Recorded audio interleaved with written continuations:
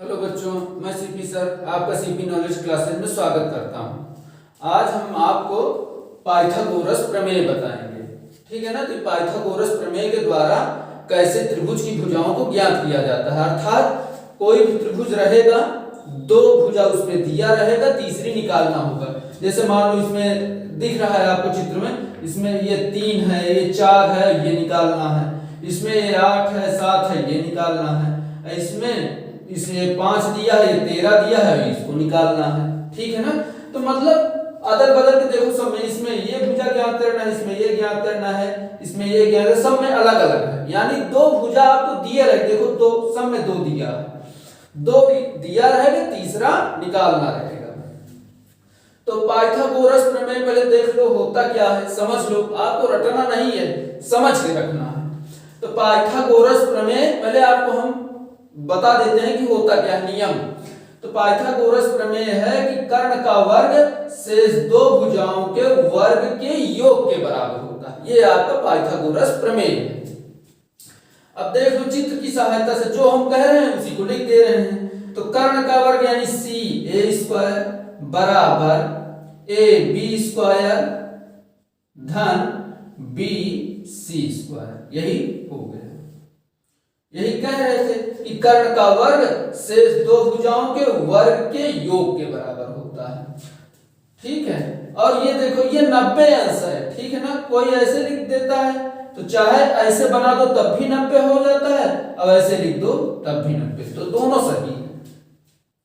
ठीक है। और जहां तक नाम में भी कोई सीए लिख देता है, कोई एसी, तो दोनों ठीक है।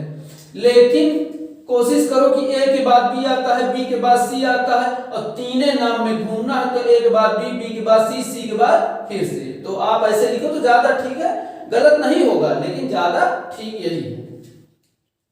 ठीक है। तो ये हो गया पाइथागोरस प्रमेय।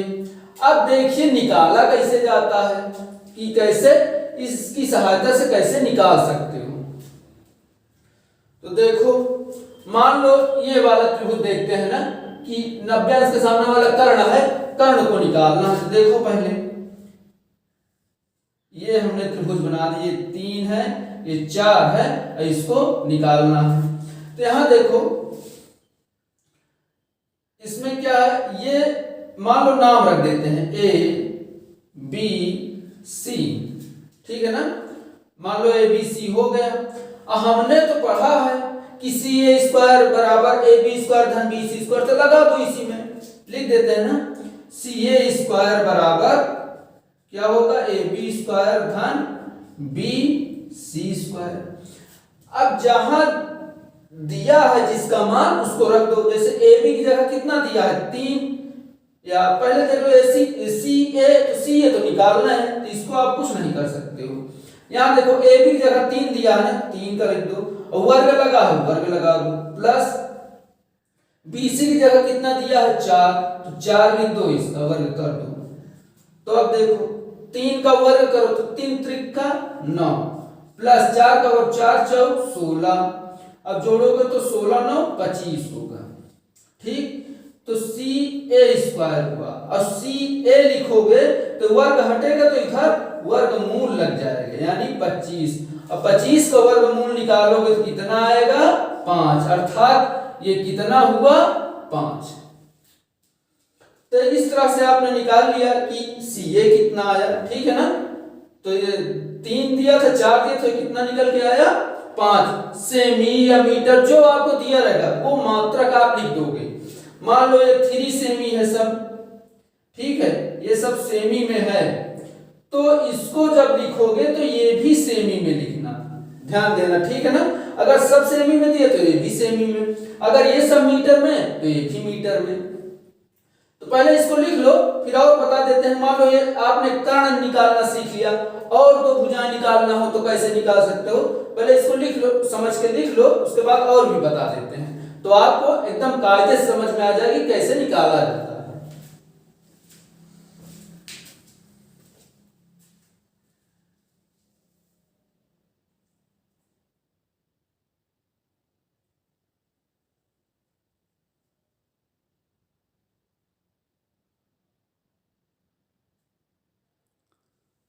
हाँ, तो आप लोग और आगे देख लीजिए कैसे अन्य, मान लो कोई दूसरी भुजा निकालना, मान लो ये त्रिभुज है, इसमें क्या दिया है 90 अंश के सामने वाला, यानी कर्ण कितना दिया है 8, आधार है, ये आधार है, ठीक है, और ये भुजा निकालना है। इसके लिए कहोगे तो अब आधार ये है, इस थीटा से देखना हो तो इसके लिए आधार ये हो जाएगा।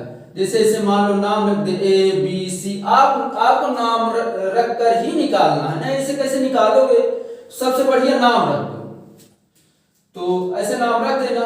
अगर वैसे ही बता देते हैं, अगर जैसे ये थीटा समझो तो यहां से देखने के लिए ये कर्ण हो जाएगा, ये लंब, ये आधार होता है, ठीक है ना, और यहां से देखोगे तो इसके लिए लंब ये, आधार ये, और कर्ण तो फिक्स रहता है, 90 के सामने वाला कर्ण होता है।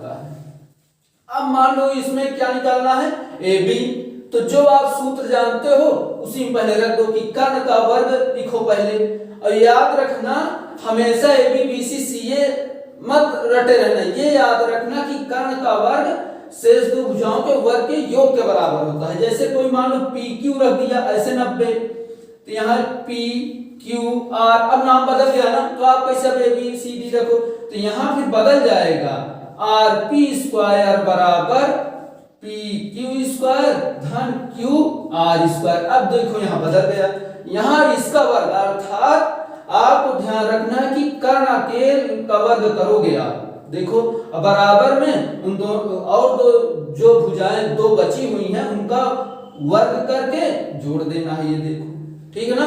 तो ए बी में से रट के मत रखना, नहीं तो गलत हो जाए सवाल, रटना नहीं है। तो यहां देखो अब इसमें रखोगे तो सी ए स्क्वायर बराबर ए बी स्क्वायर धन बी सी स्क्वायर, तो सी ए की जगह कितना देखो दिया है 8, 8 का वर्ग बराबर ए बी निकालना है, प्लस बी सी की जगह 7, तो 7 का वर्ग, अब 8 का वर्ग करो तो 8 9 64 बराबर ए बी स्क्वायर प्लस 7 7 49।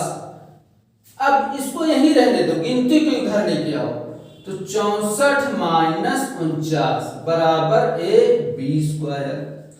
अब घटाओ 64 में से 49, 14 में से 9 गए, 14 में से 9 घटा लो आप, तो 14 में से 9 गए 5, और यहाँ बचा 5, 5 में से 1 गए 5 में से 4 जाएंगे तो 1 बचेंगे, ठीक है ना, ध्यान से देख लेना, 14 से 9 गए 5 और 5 में से 4 गए 1, ऐसे या तो आप ऐसे घटाओ या तो ऐसे लिख के घटा लो, जैसे आपको समझ में आए, ठीक, ऐसे घटा सकते हो, तो आपको जैसे आए वैसे। अब यहाँ इसको जोड़ोगे इन दोनों को, जैसे चेक करना हो कि सही है, मान लो घटाने के बाद हमने 15 लिख दिया ना, तो इन दोनों को जोड़ोगे तो ऊपर वाले के बराबर आएगा, नहीं आएगा तो गलत है, ये चेक करने का तरीका ये। तो 9 5 14 4 हासिल 1 4 1 5 1 6, देखो आ गया ऊपर वाला, ठीक ना, तो आया 15 बराबर ए बी स्क्वायर। लेकिन हमको उल्टा दिख रहा है, इसको सीधा लिख लो, तो ए बी स्क्वायर बराबर 15। अब ए बी बराबर कितना होगा, जो वर्ग घटेगा तो वर्गमूल के अंदर चला जाएगा, ठीक है ना, तो वर्गमूल के अंदर चला जाएगा, तो ये 15 निकलेगा वर्गमूल से बाहर की नहीं, 15 को देखो काटो, निकलेगा नहीं, कटेगा, 3 5 15 और 5 1 5, ये वर्ग थोड़ी बन रहा है, जोड़ा बनेगा तभी निकलेगा वर्गमूल, इसका बन ही नहीं रहा, तो ये अंडर रूट के अंदर ही रहेगा, बाहर नहीं निकल पाएगा, तो ए बी बराबर कितना आ जाएगा, ये अंडर रूट 15 ये आ जाएगा, ठीक है ना। तो इसका आंसर ये हो गया कि ए बी आप इस तरह निकाल लोगे। तो आप इसको भी ध्यान रखना कि वर्गमूल से बाहर है तभी आप बाहर लिखोगे, नहीं आएगा तो अंडर रूट के अंदर वैसे लिख दोगे, ठीक है ना, तो ये हो जाएगा। तो इसको भी आप लिख, तीनों ये बता दिए, ये बता, अब एक और बचा हो, इसको लिख लो तो उसको भी समझा देते हैं, यानी आप जहां जैसे सवाल आए आप अपने हिसाब से कर सकते हो।